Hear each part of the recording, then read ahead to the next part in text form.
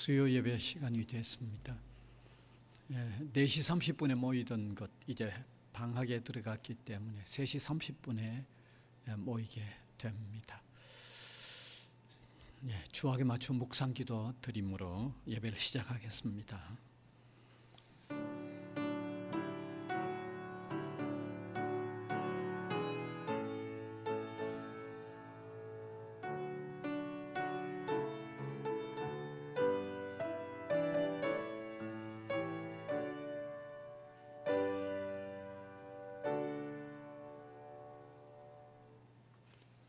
찬송가 369장입니다.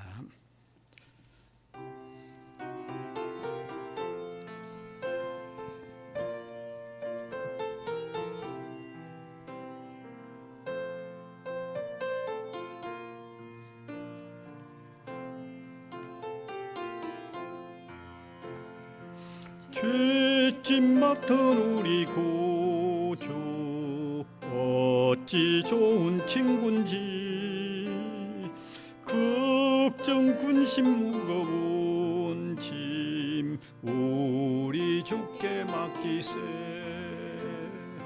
주께 고함 없는 고로 복을 받지 못하네. 사람들이 어찌하여 아뢰 주를 모를까. 시험 걱정 모든 괴로움 없는 사람 누군가. 부질없이 낙심 말고 기도드려 아뢰세. 이런 진실하신 친구 찾아볼 수 있을까. 우리 약함 아시오니 어찌 아니 아뢰일까. 근심 걱정 무거운 짐 아니 진짜 누군가. 피난처는 우리 예수 주께 기도드리세. 세상 친구 멸시하고 너를 조롱하여도 예수 품에 안기어서 참된 위로 받겠네. 3절 한 번 더 합니다. 근심 걱정 무거운 짐 아니 진짜 누군가. 피난처는 우리 예수 주께 기도세. 세상 친구 멸시하고 너를 조롱하여도 예수 품에 안기어서 참된 위로 받겠네.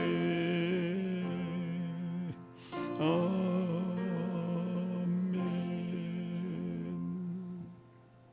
기도드리겠습니다.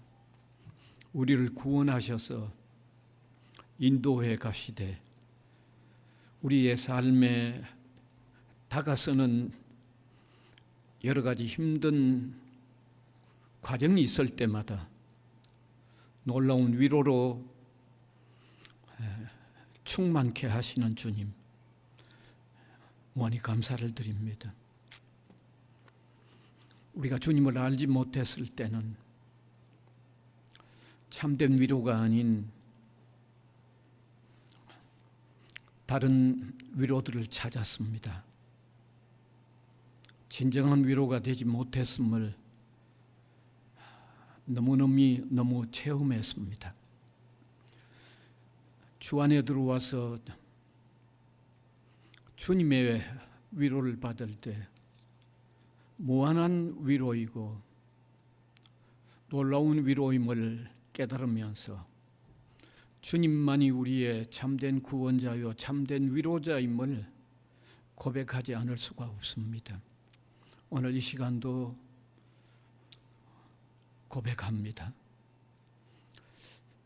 동시에 이 시간도 나와 있는 우리 한 사람 한 사람, 우리 성도들 삶에 지치기 쉽고 부닥쳐 왔던 일이 힘들어 계속해서 위로를 필요로 하고 있습니다. 찾아와 주셔서 만나 주셔서 그 마음에 놀라운 위로를 더하여 주시기를 원하옵고 바랍니다. 세상이 줄 수 없는 하나님, 인간을 만드신 하나님이 주시는 그 위로로 충만할 수 있도록 인도하여 주시기를 원하옵고 바랍니다. 그래서 주 안에서 늘 새로운 힘을 얻으면서 굳세고 강하게 일어나 우리 앞으로 걸어가야 할 걸음들을 힘차게 옮겨내는 믿음의 사람들, 저희들 되도록 인도하여 주시기를 원하옵고 바랍니다. 동시에 살아오면서 주님은 우리를 무한히 사랑했지만 우리는 주님만을 사랑하지 못하고 이리저리 세상에 우리의 사랑이 빼앗겼던, 흩어졌던 잘못됨들을 생각나게 하시고 진지하게 회개하는 저희들이 되도록 도와주시고 사유의 음성을 깨닫는 저희들이 되도록 인도하여 주시기를 원하옵고 바랍니다. 주님께서 흩어져 지내는 우리 모든 성도들을 주님 돌아보아 주님과 바른 관계성 속에서 늘 굳게 서도록 성령께서 도와주시기를 원합니다. 이 시간도 찾아나와 머리 조아리는 우리 한 사람 한 사람이 진정 주님과 신령한 관계성 속에 들어가도록 성령께서 이끌어 주시기를 원하옵고 바랍니다. 우리 나라가 처하에 있는 이 정치적인 이 엄청난 혼란의 상황을 주님이 기억하시고 지난날도 도와주셨던 주님께서 계속하여 도와주시기를 원하옵고 바랍니다. 세계적으로 아직도 전쟁이 종식되지 않는 상태에서 너무 고통당하는 사람이 많은데 하나님께서 전쟁도 종식되도록 은혜를 도와여 주시기를 원하옵고 바랍니다. 추위가 다가오는 때에 너무 고통하는 사람들이 많을 텐데 하나님께서 그들도 불쌍히 여겨주시기를 원하옵고 바랍니다. 우리 학원 위에 우리 대학 위에 주님께서 은혜를 도와여 주사 위기가 기회가 되는 이러한 일들이 여기에서 일어나도록 하나님께서 함께해 주시기를 원합니다.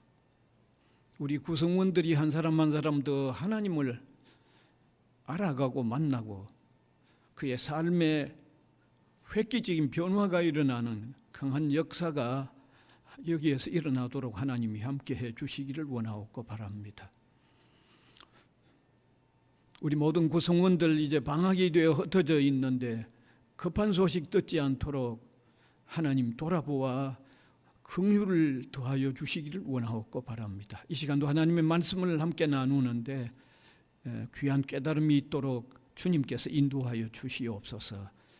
예수 그리스도의 이름으로 기도하옵나이다. 아멘.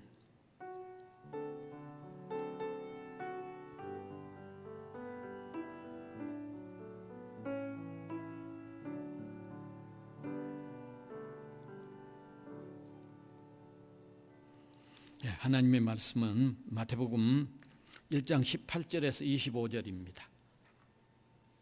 1장 18절에서 25절.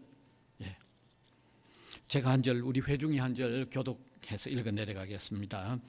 예수 그리스도의 나심은 이러하니라. 그의 어머니 마리아가 요셉과 약혼하고 동거하기 전에 성령으로 잉태된 것이 나타났더니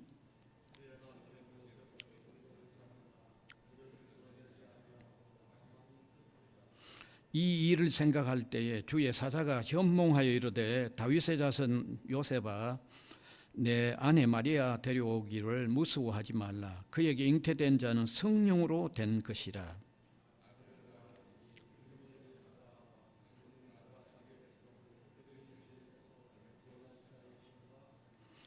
이 모든 일이 된 것은 주께서 선지자로 하신 말씀을 이루려 하심이니 이르시되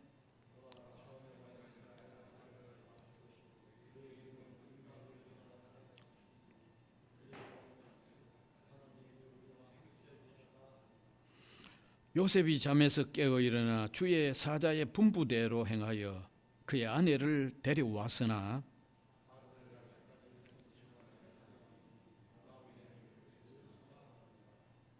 아멘. 이제 성탄의 계절이 왔기 때문에 성탄에 대한 메시지를 나누려고 합니다. 예수님의 탄생은 뭐 세상에 저와 여러분이 태어나는 것과 같은 일반적인 탄생하고는 다릅니다. 그래서 예수님의 탄생은 대단히 신비로운 탄생입니다. 아주 신비로운 탄생입니다. 오늘 성경에 기록된 내용만 보더라도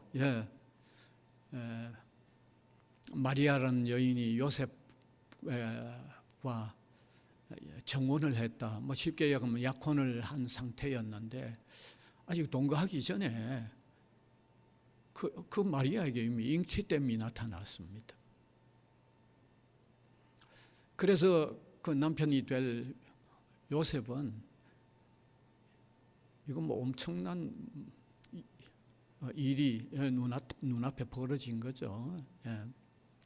뭐 우리가 그런 상황을 한번 머리에 또 떠올려 본다면 이거 정말 난감한 일이죠.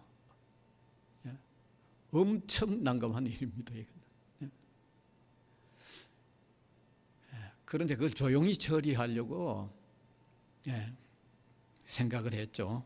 그 말은 파혼을 하려고 생각을 한 겁니다. 그게 가장 조용히 처리하는 방법이라고 여겼기 때문입니다.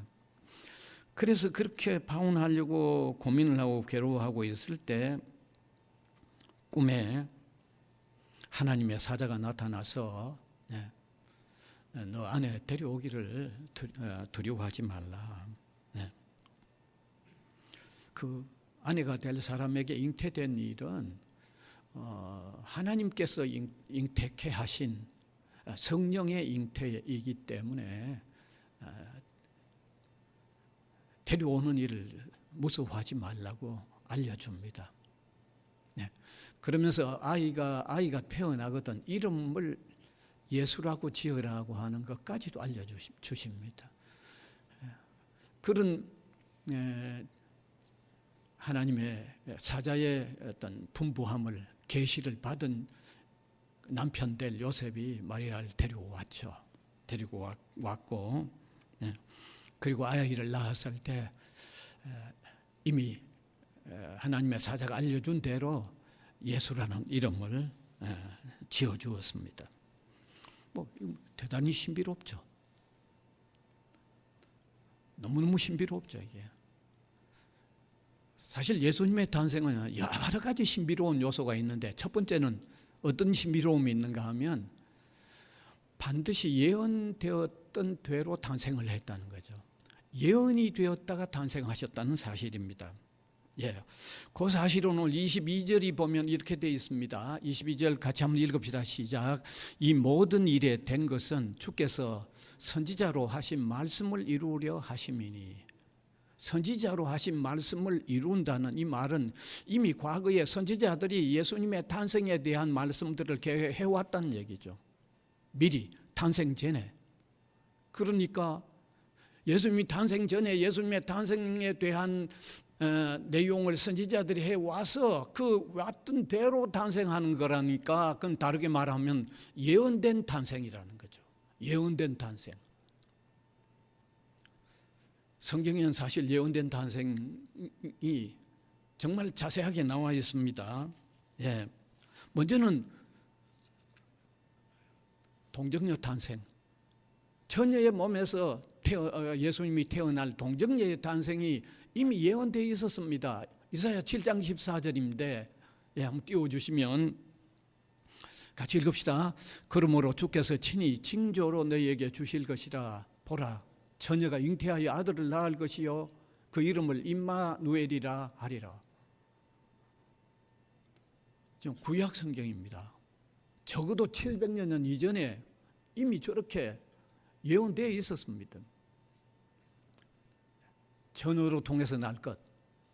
그 다음에 두 번째 또 어떤 예언이 있습니까? 아주 중요한 것만 제가 몇 가지 밝혀주면, 어디에 태어날 것까지, 탄생할 장소까지 예언되어 있습니다. 구약 성경 미가서 5장 2절인데 한번 같이 읽읍시다. 베들레헴 에브라다야, 너는 유다 족속 중에 작을지라도 이스라엘을 다스릴 자가 내게서 내게로 나올 것이라. 베들레헴에서 태어난다고 이미 오래전에 이미 저렇게 예언되어 있었던 겁니다. 그 정확하게 베들레헴에서 정확하게 태어나셨잖아요. 심지어 예수님이 태어났을 그때 당시에 왕이, 예수님은 왕으로 태어난다는 이런 소문 때문에 예수님이 태어나면 그 당시의 현직 왕은 시기해서 그냥 안 둘 거라고 하는 것까지도 다 예언되어 있습니다. 호세아 11장 1절입니다.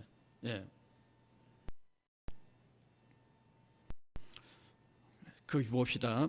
같이 한번 읽으면, 이스라엘이 어렸을 때 내가 사랑하여 내 아들을 애굽에서 불러내었다. 이 말은 잘 아시잖아요. 제가 설명을 하면 예수님이 태어났는데 왕으로 태어났다고 하니까 그 당시에 현직 왕이 참을 수가 없잖아요. 까딱하면 나중에 그 아이가 태어난 그 왕이 되면 자기가 당하거나 자기의 대를 이어가는 왕이 당할 거라고 생각하니까 그냥 둘 수가 없죠. 그러니까 아이를 죽이려고 했는데, 그 지경에 2살 아이를 다 죽이는 이런 일이 벌어졌는데, 그런 일 때문에 태어난 예수님은 이집트로 피난 갈 거라는 게 예언되어 있었어요.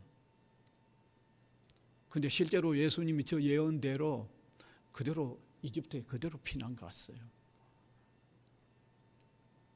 그 예언대로예요. 심지어 예수님이 나중에는 제자에 의해서 배신당할 것까지도 다 예언되어 있습니다. 스가랴 11장 12절에서 13절입니다. 같이 한번 읽으면, 내가 그들에게 이르되 너희가 좋게 여기거든 내 고가를 내게 주고 그렇지 아니하거든 말라. 그들이 곧 은 30을 달아서 내 고가를 삼은지라. 여호와께서 내게 이르시되 그들이 나를 헤아린 바 그 준가를 토기장에게 던지라 하시기로, 내가 곧 그 은 30을 여호와의 전에서 토기장에게 던지고, 예수님이 은 30에 가룟 유다에게 배신당하잖아요. 그게 저 구약 성경의 의미예요. 예수님 탄생 훨씬 이전에 저게 그대로 다 예언되어 있잖아요.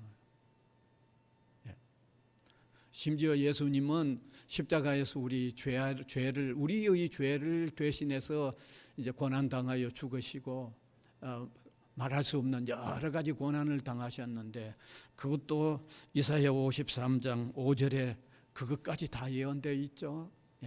그가 찔림은 우리의 허물을 인함이요 그가 상함은 우리의 죄악을 인함이라. 그가 징계를 받음으로 우리가 평화를 누리고 그가 채찍에 맞음으로 우리가 나음을 입었도다. 우리 대신 고난당하는 그것도 그대로 예언되어 있다가 그대로 다 이루셨죠. 적어도 700년 이전, 그 훨씬 더 이전도 되겠지만 이처럼 다 예언되었던 대로 그대로 이루어졌어요. 그대로 이루어져요. 그러니까 예수님의 탄생이 신비한 탄생이죠. 여러분, 세상에 누가 태어났는데 이렇게까지 예언되어지고 태어난 사람이 있으면 한번 나와보라고 그랬어요. 한번. 아니면 여러분 누가 한번 소개해 주세요. 이건 제가 객관적으로 묻잖아요. 없잖아요. 있습니까? 없습니까? 없잖아요. 그러니까 여기서 이 예언된 탄생에 의하면 예수님은 어느 날 갑자기 태어나서 존재한 분이 아니고 사람의 몸을 입고 오셨던 것은 지금부터 2000년 이전이지만 그 이전에 영원부터 하나님으로 계셨던 분이라는 거죠.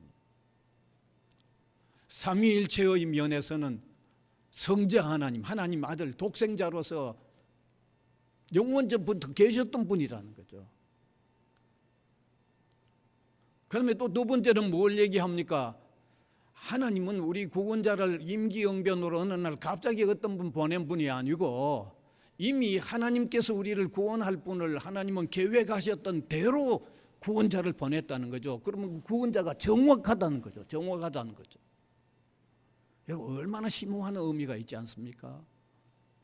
너무너무 심오한 의미가 있잖아요. 자, 그러면 두 번째로 예수님의 탄생의 신비는 동정녀 몸에서 탄생하셨다는 이 사실이 또 신비죠. 예, 이건 이해가 잘 안 될 만큼 신비죠.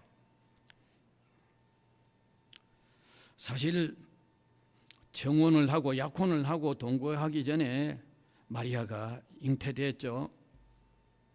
마태복음 1장 18절을 보면 정확하게 나와 있죠. 그 모친 마리아가 요셉과 정혼하고 동거하기 전에 성령으로 잉태된 것이 나타났다고 밝혀놨죠. 그 다음에 마태복음 1장 24절에서 25절에도 또 한 번 더 요셉이 잠을 깨어 일어나서 주의 사자의 분부대로 행하여 그 아내를 데려와서나 아들을 낳기까지 동침하지 아니하더니 나음의 이름을 예수로 하니라. 성경 제가 지금 두 구절 소개했는데 이거는 성령으로 잉태됐다. 하나님께서 마리아에게 예수님을 잉태되게 하셨다는 거죠. 다시 말하면 이 세상에 엄밀하게 말하면 이 세상에 아버지가 없는 거예요. 세상에. 여러분 세상의 모든 사람은 다 부모가 있어서 태어났죠. 심지어 짐승도 작은 짐승 새끼 하나도 다 그렇잖아요.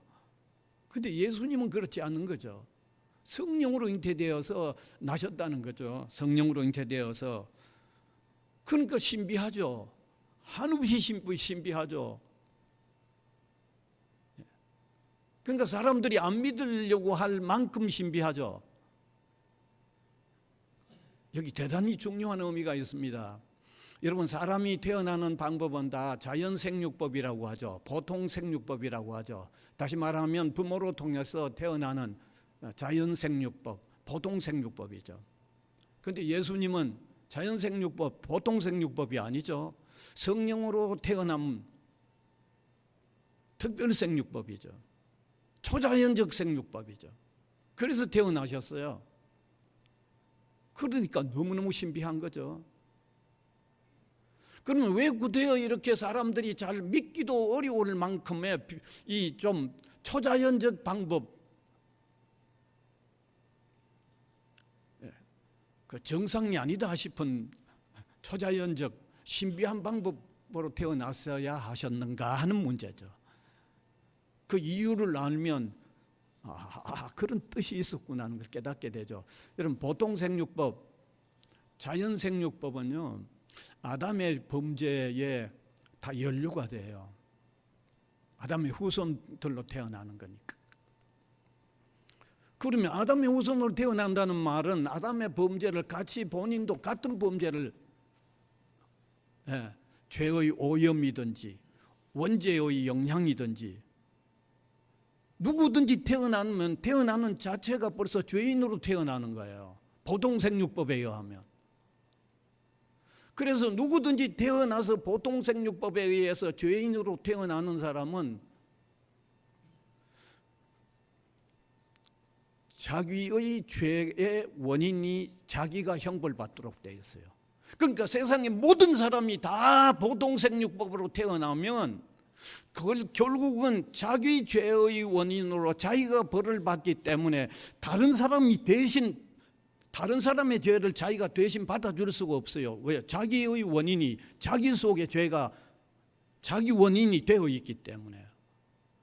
그럼 세상에는 구원자가 될 수 없죠. 뭐 세상 많은 종교가 있는데, 자연 생육법으로 태어난 사람은 다른 사람의 죄를 대신 짊어질 수 있는 요인이 있는 사람이 없어요.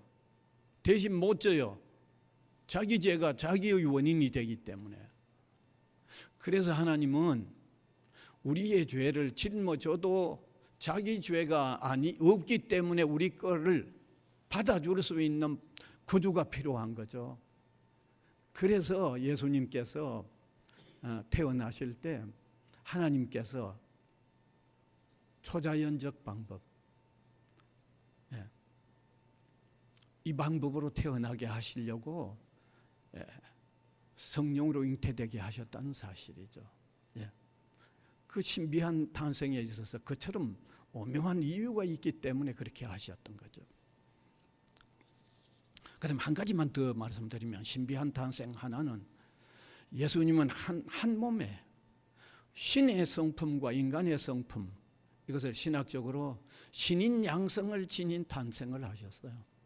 이런 경우도 세상에 사람으로는 없어요. 예수님만 있는 거예요. 한 사람 속에 신성이 들어있고 인성이 들어있는 온전한 하나님이면서 온전한 사람인 이 신인 양성을 한 몸에 지니면서 태어난 거예요. 세상에 그런 분이 있습니까? 있으면 누구 한번 얘기해 보세요. 없잖아요. 예수님 외에는 없잖아요. 그래서 예수님은 요한복음 10장 30절에 나와 아버지는 하나다, 이런 표현을 하셨죠. 아마 여러분이 이렇게 또 저한테 문의할 겁니다.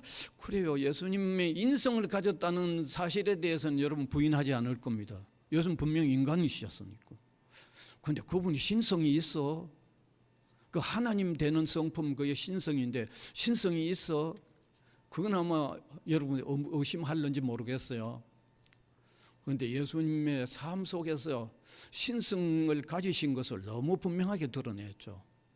사람으로는 할 수 없는, 신으로만 할 수 있는 일을 그대로 하셨잖아요.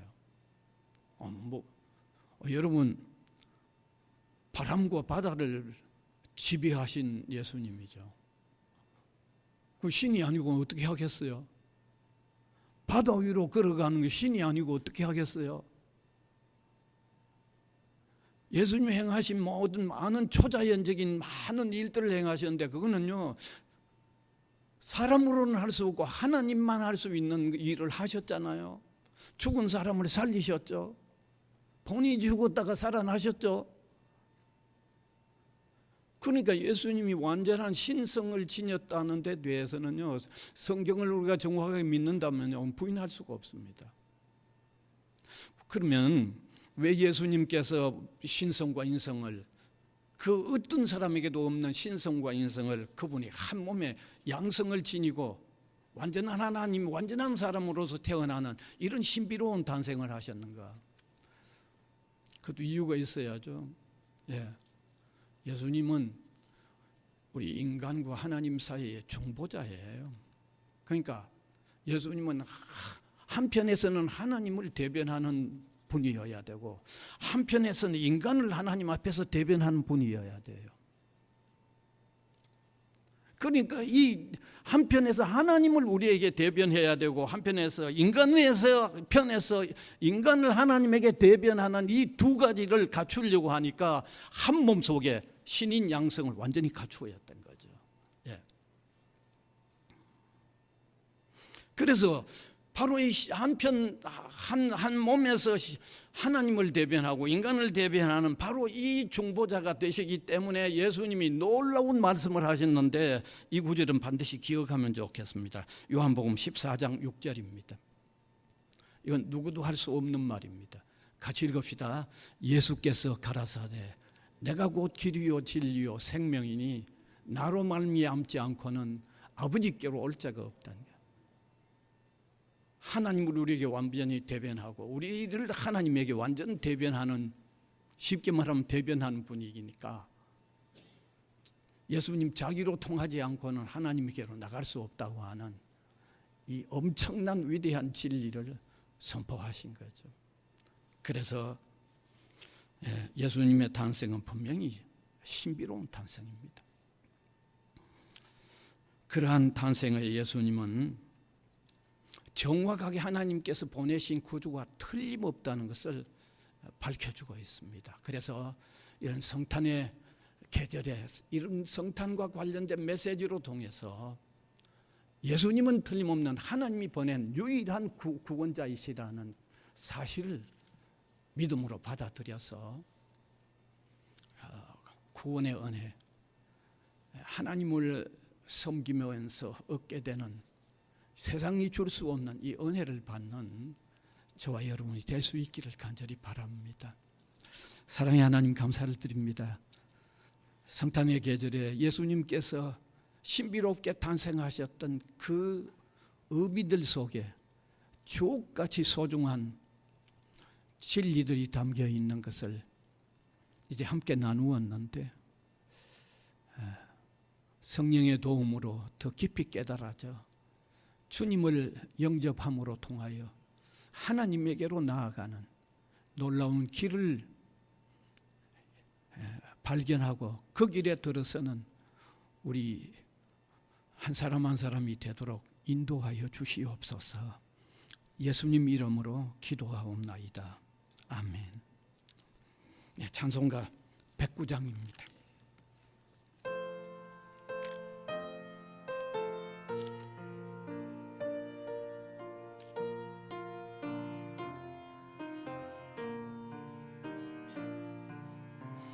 고요한 밤, 거룩한 밤, 어둠에 묻힌 밤, 주의 부모 앉아서 감사 기도 드릴 때 아기 절도 잔다.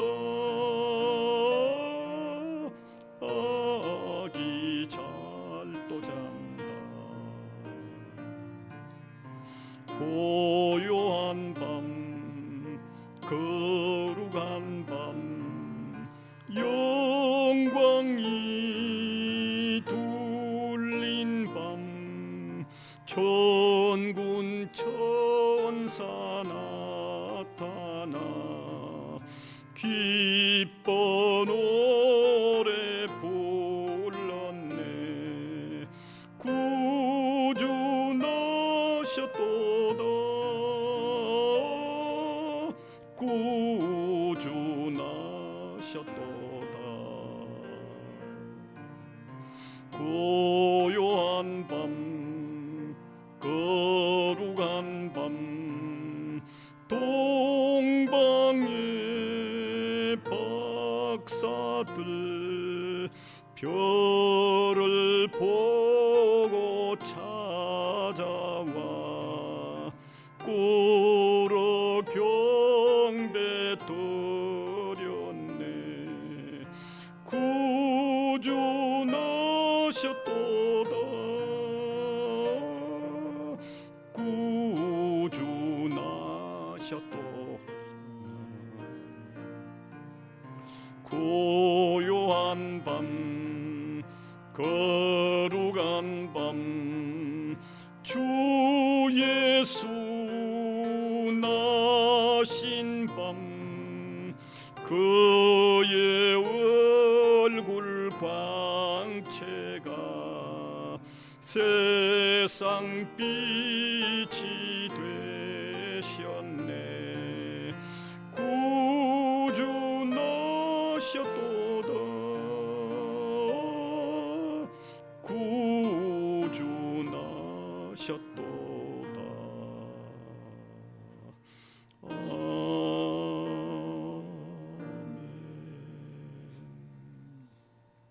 주님 가르쳐 주신 기도로 예배를 마치겠습니다.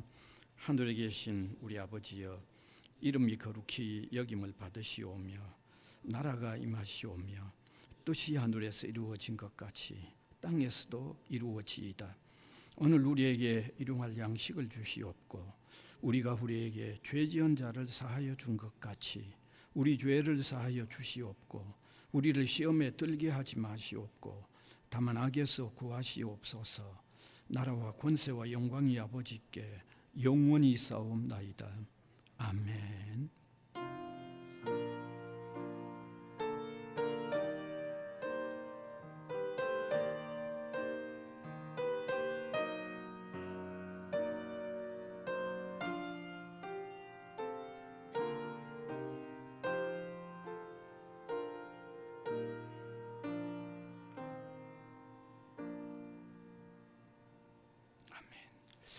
감사합니다. 예배 마쳤습니다. 평안히 가십시오.